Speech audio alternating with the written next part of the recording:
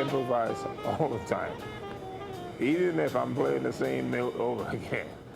If you listen to it closely, I touched it a little softer the next time, you know. But playing jazz is a very funny thing. You can write out a whole lot of things that, well, I'm gonna do that when I get there. When you get there, you really don't feel like playing it. Because knowing you're gonna play it ahead of time, you feel like you're already playing it.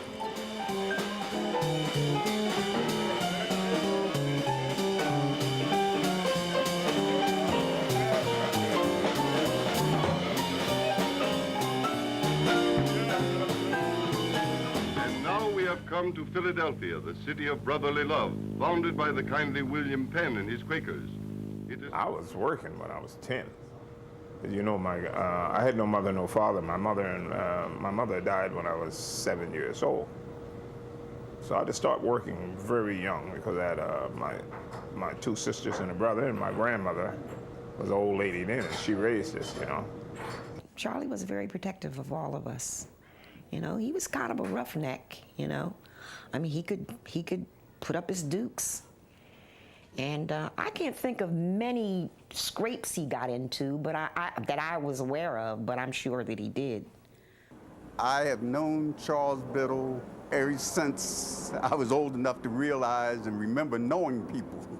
He, unbeknown to me at that particular time, was what is now deemed a confidence man.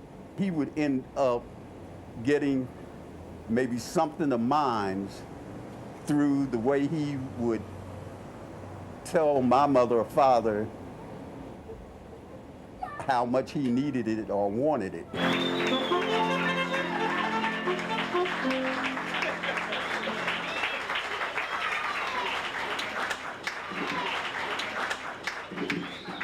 Lady, you shouldn't have done it. $10,000 in the envelope. For the band. I didn't know I was going to get this much. Bless you.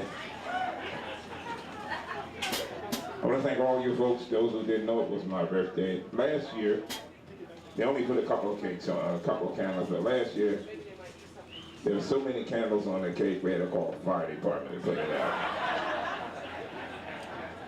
454 Dearborn Street was the house that Charles Biddle resided in. I'm under the assumption he came home from the hospital, because ever since I knew him and, you know, we became friends, that was the house that he went to sleep in and ate dinner out of and whatnot.